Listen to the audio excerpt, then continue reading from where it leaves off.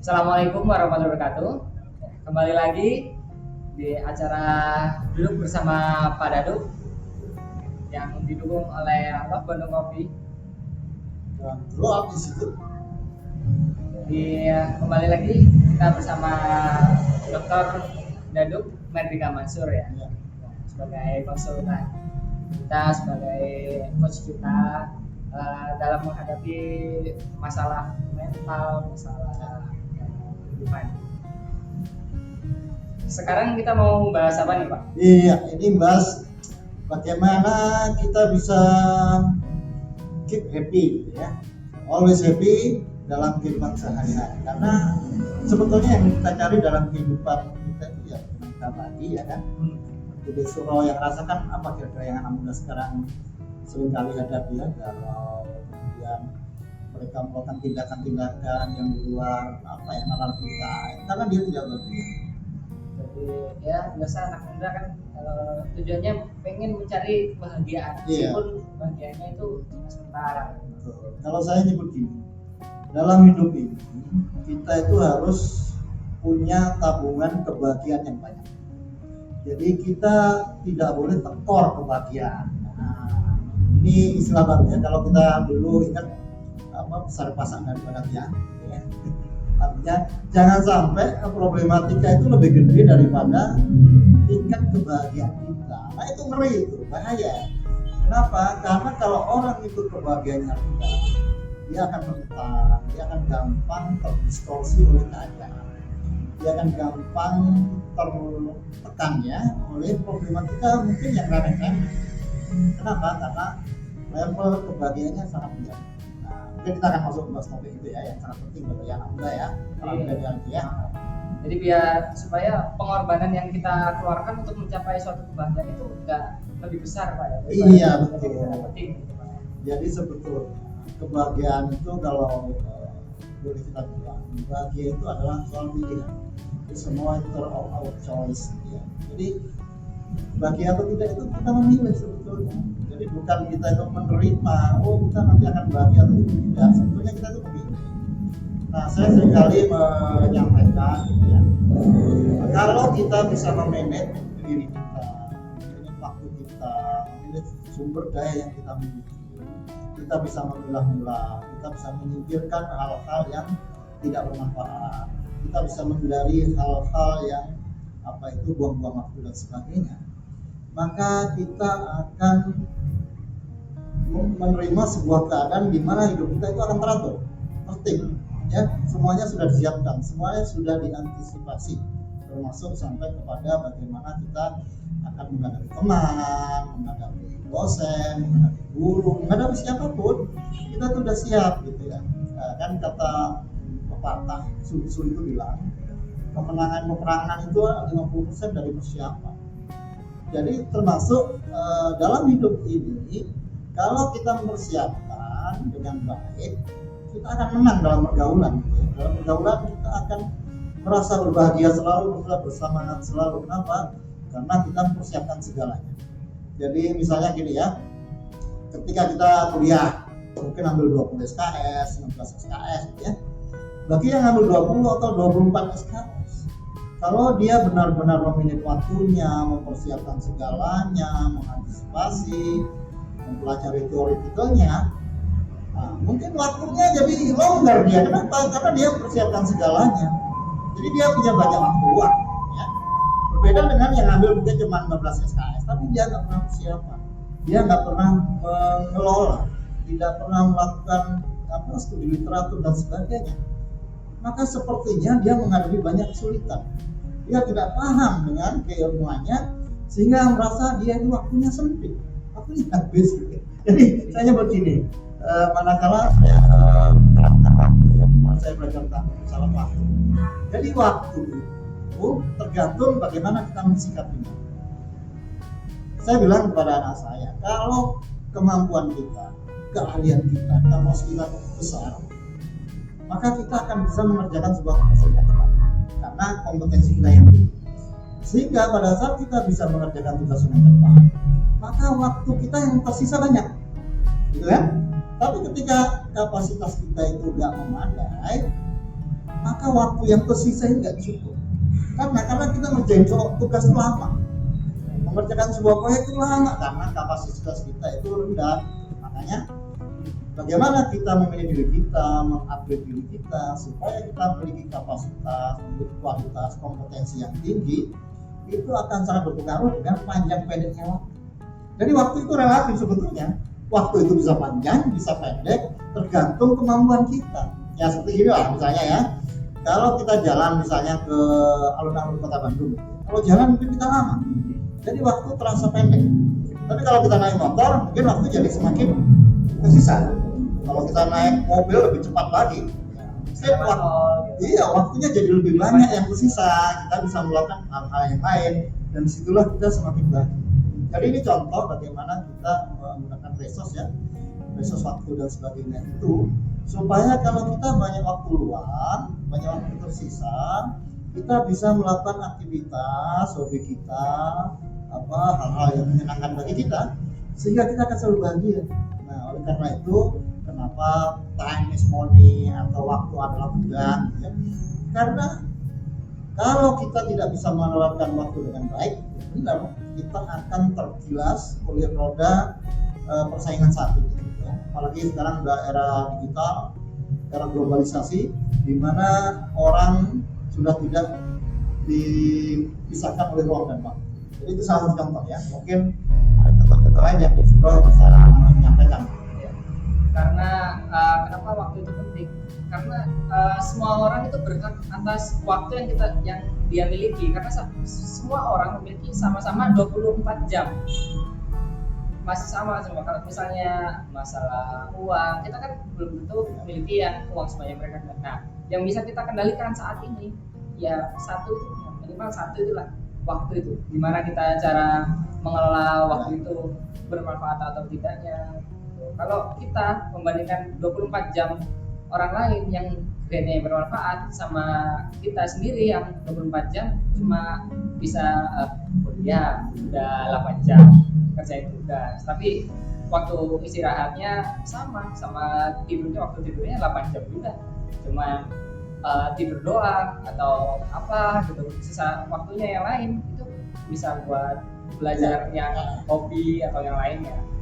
Nah, ini ada yang menarik kalau kita bicara tentang waktu ya. Dan pada saat kita ingin mengoptimalkan waktu dengan maksimal, kita harus disiplin, kita harus komitmen. Tapi faktanya ya, kenapa begitu banyak orang yang susah disiplin, susah komitmen? Saya nggak tahu ya. Ini ada kajian yang menarik tentang sebetulnya orang itu melakukan sesuatu itu satu, dia memang ada sesuatu yang ingin dicapai. Atau ketika orang itu tidak mau melakukan sesuatu, itu dia ada ketakutan. Nah, misalnya ya, kenapa orang itu tidak mau rajin belajar? Nah, dia takut kalau rajin belajar dia akan capek, dia akan pusing. Ini menarik ya. Kok bisa? Saya kira-kira kepala juga ketika mendengarkan kajian ini ya. Apa iya sih? Orang itu takut capek, takut lelah, takut pusing ketika dia rajin belajar. Apakah seperti itu? Sehingga dia tidak mau rajin, tidak mau menyiapkan semuanya. Dia takut ketika dia harus bekerja keras, dia harus berjuang, itu dia takut. Kenapa? Nah, ini yang perlu kita dalami. Kenapa orang takut untuk bekerja keras? Apa sih yang ditakutkan? Nah, hal-hal semacam ini itu harus dibereskan dulu. Jadi kalau kita misalnya agak malas ya, kenapa malas itu? Karena belajar itu harus berkeras otak, harus berpikir keras, harus berjuang gitu ya. Jadi orang bekerja keras, berjuang, mengerahkan tenaga itu mereka takut. Aneh kan? Jadi orang itu kan aneh, kenapa dia takut ketika dia mau berjuang keras, ketika dia mau rajin, kok orang takut. Jadi orang mau mengeluarkan tenaga, orang mau mengerahkan kemampuan itu dia takut. Cuman yang ditakutin itu apa gitu kan? Ini perlu dipecahkan ya, sehingga kalau kita sudah memecahkan, maka kita akan sudah menghilangkan ketakutan yang menjadi barrier bagi kita untuk rajin. Nah, dulu ketika saya mau menghilangkan rasa takut tadi ya, belajar ya kan, orang rajin itu kan takut, makanya orang nggak mau rajin ya. Jadi waktu itu saya pingin ranking kelas lah gitu ya. Jadi saya pingin ranking, kenapa? Ya saya berharap masa depan saya lebih baik ya. Jadi ketika saya punya keinginan yang kuat, besar, akhirnya saya mencari cara. akhirnya saya belajar kepada senior ya, kepada kakak kelas. Saya belajar bagaimana kan, oh ternyata kakak kelas itu belajar sampai jam 2 pagi. Jam 2 pagi dia belajar. Dia serius belajar itu. Nah ini saya tiru gitu ya. Tapi saya mulai dari pelajaran yang paling saya sukai ya. Waktu itu dulunya saya juga fisika, matematika itu saya agak kurang ngerti karena tadi nggak mendalami ya, karena nggak rajin gitu. Hanya begitu saya harus belajar sampai jam 2 pagi dan harus setiap hari. Itu saya lakukan. Jadi saya sudah mengalahkan rasa takut saya untuk bergadang, capek, atau itu saya kalahkan. Dan akhirnya saya bisa melakukan itu. Saya tiap malam belajar sampai jam 2 pagi, tiap malam jam 2 pagi. Dan akhirnya bagi saya belajar, membaca, mengerjakan tugas itu menjadi ringan. Tidak menakutkan lagi buat saya ya. Nah, itu menjadi modal yang sangat penting. Tapi memang ini butuh perjuangan, butuh kebutuhan tekad. Jadi seberapa kuat tekad kita, seberapa besar keinginan kita, itu akan bisa mendorong kita untuk mengalahkan ketakutan yang tidak jelas tadi. Perhatikan ya, banyak sekali orang yang galau itu karena was-was, takut ini, takut itu, khawatir ini, khawatir itu kan. Padahal belum tentu yang dikhawatirkan itu, karena yang ditakutkan, yang dikhawatirkan itu sebetulnya sesuatu yang di-generate oleh otak sendiri. Jadi otak kita menjadi dengan sendirinya manakala kita tidak segera memilih itu ya, manakala kita tidak benar-benar mendalami, mengecek, memastikan gitu ya. Yang saya gini, nanti kalau Anda tugas akhir gitu ya, Anda pasti takut ketemu dosen bimbingnya, takut ditagih gitu. Takut ditanyain kapan bimbingnya udah selesai, loh saya berpikir kenapa sih harus takut dengan dosen bimbing. Kalau saya malah dosen membimbing itu saya temenin, saya deketin, mintanya apa saya lakukan ya. Jadi kita lakukan itu permintaan dosen pembimbing, jangan kita menjauh. Semakin kita menjauh, semakin kita menghindar, semakin kita takut ketemu dosen pembimbing. Makanya lama lulusnya ya. Nah, resep saya kalau Anda sedang tugas akhir, satu saja resepnya ya. Anda jangan takut dengan dosen pembimbing. Justru sering-sering temui dosen pembimbing, maka Anda akan cepat selesai tugas akhir. Saya akan membuktikan itu ya. Saya bisa kumlat ya dengan IPK 4. Karena saya rajin ketemu dosen pembimbing, mau pembimbing 1, 2, 3, saya temui. Beliau mintanya apa, kita kerjakan. Karena mau kita tunda, terus itu harus kita kerjakan. Nah terus kenapa kita takut mengerjakan sekarang? Kenapa sih? Lama. Justru kalau saya semakin lama saya semakin takut, larut-larut ya, semakin numpuk. Justru kalau saya semakin menjauhi, menghindari itu saya semakin takut saya pada akhirnya nanti tidak bisa konsisten, tidak bisa persisten, dan saya meninggalkan kewajiban saya untuk studi. Karena itu saya lawan. Jadi ketakutan nanti dibully lah sama dosen ya, takut dicecar, dikerjain sama dosen itu kita hadapi saja men gitu ya. Jangan takut dengan dosen itu, tidak ada dosen yang melihat jelek ya, tapi dosen itu ingin membuat kita kuat, ingin membuat kita itu cerdas, ingin membuat kita itu kreatif. Ini yang menjadi kendala, kenapa orang itu tidak mau memilih waktu, tidak mau mengelola segala sesuatu, karena ada ketakutan. Jadi orang itu tidak melakukan itu ada takut. Nah makanya kita harus mendalami kira-kira kalau disuruh apa yang pernah dirasakan ketakutannya ya. Iya. Ya, biasanya kalau saya sendiri kalau misalnya kita melakukan sesuatu ditunda, kita takut ya Pak. Kalau misalnya kerjaan lebih awal, kita kalau kerjaan kita selesai duluan, kita ditambah kerjaan lagi sama dosennya. Ada yang kayak gitu kan Pak? Jadi makin takut ditambah kerjaan lagi, selesai kerjaan lagi. Padahal kalau misalnya kita menunda-nunda, semakin kita terdistraksi, semakin satu kerjaan pun tidak tuntas, lebih berbahaya daripada kita mengerjakan tugas yang lebih banyak. Ya, ini lama ya. Makanya filosofi pemahaman itu penting gitu ya. Supaya apa? Supaya orang itu mengerti posisinya. Ketika dia posisinya mengerti, maka dia akan bersikap dengan tepat. Seperti yang saya sampaikan pada materi yang sebelumnya, bahwa studi itu bukan soal kita meraih nilai, bukan. Tapi studi itu soal kita melatih diri kita, meningkatkan kapasitas kita, menghebatkan kemampuan kita. Supaya apa? Supaya nanti kita bisa memberikan self excellence pada saat kita berbisnis, pada saat kita bekerja, pada saat kita menjadi eksekutif, kita memiliki kapasitas yang tinggi. Jadi ketika dosen itu ngasih tugas, ngasih proyek, justru itu peluang bagi diri kita untuk melatih diri. Jadi jangan takut, karena apa ya? Tidak semua orang itu mendapatkan rezeki diberikan tugas tambahan oleh dosen. Karena dosen ketika memberikan tugas tambahan itu sebetulnya dosen sedang melatih Anda dengan keilmuan, dengan tugas supaya Anda makin paham. Justru jangan hitung-hitungan kalau sama dosen itu. Justru kalau bisa minta tugas tambahan supaya ngerti. Apalagi misalnya kalau kita Pak, kalau ada proyek saya ikut Pak, diajar Pak. Wah itu dosen senang. Dan kita jadi tahu ini proyek apa sih, ilmu apa. Tentu saja dengan begitu kita akan semakin berkembang, kita leverage, kita semakin dekat dengan dosen. Dan pasti tugasnya kita semakin cepat. Kenapa?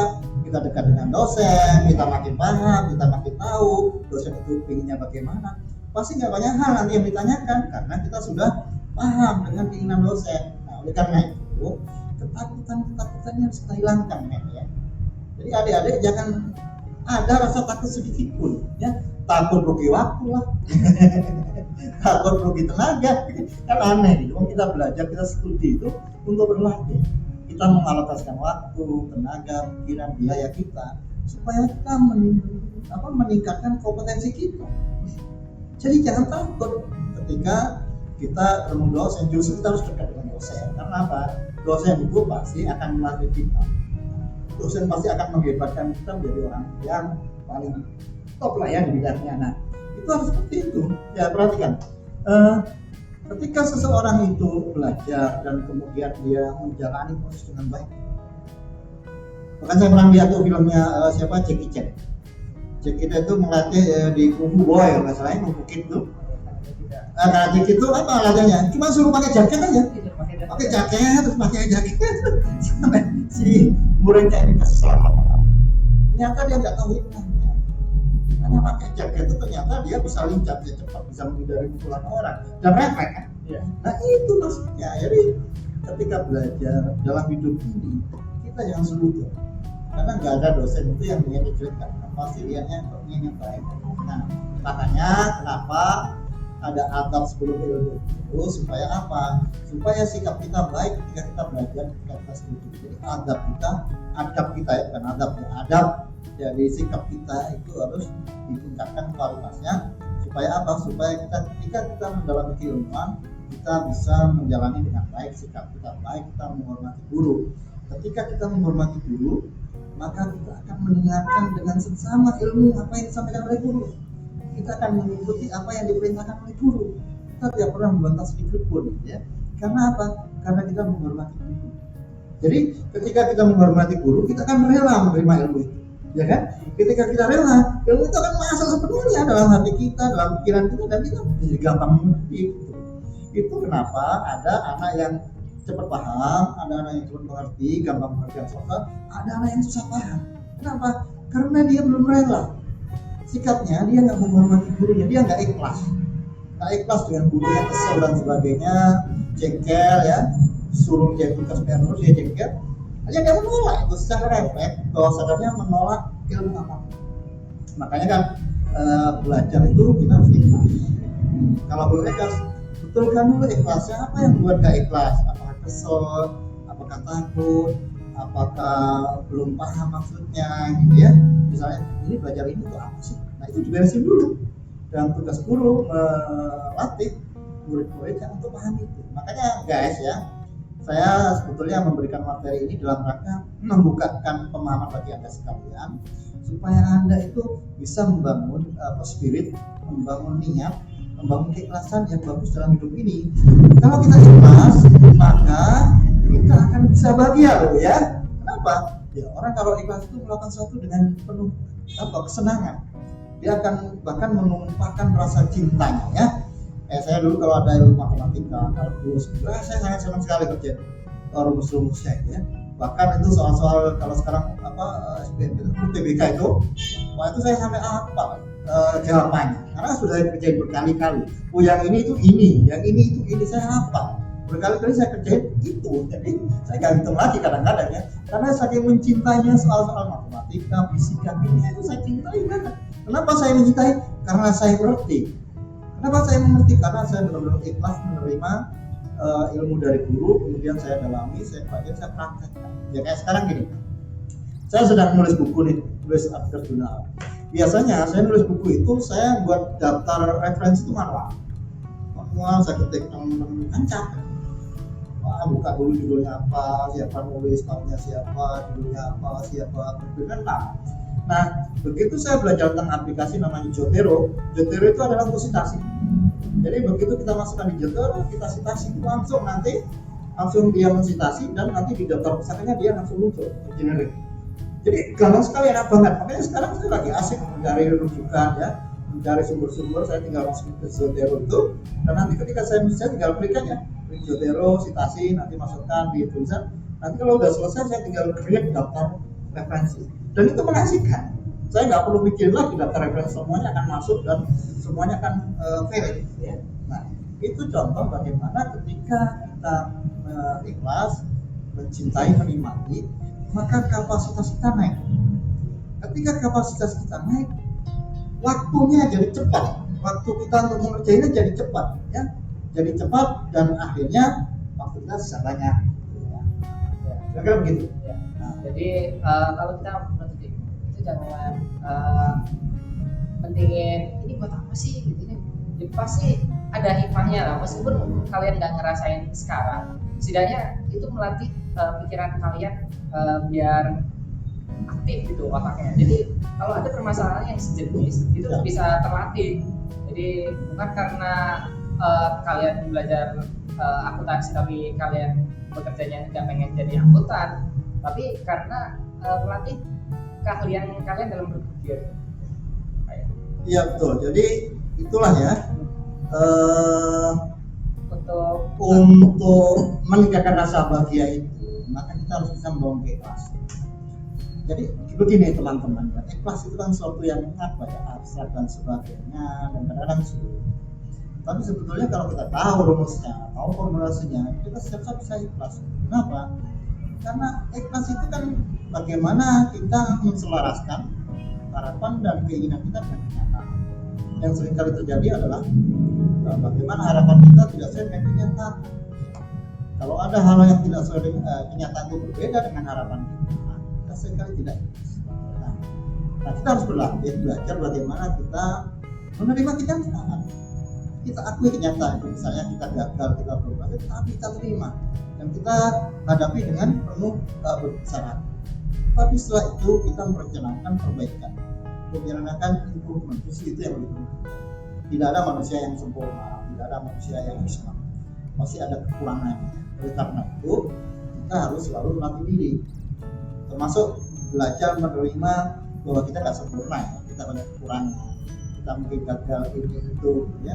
Tapi setelah kita menerima itu semua, maka pada akhirnya kita memiliki spirit dan energi untuk melakukan perbaikan. Jadi ikhlas itu kita memilih. Jadi bukan ikhlas itu kita menerima ya, tapi bagaimana kita memilih kita mau ikhlas apa enggak sih.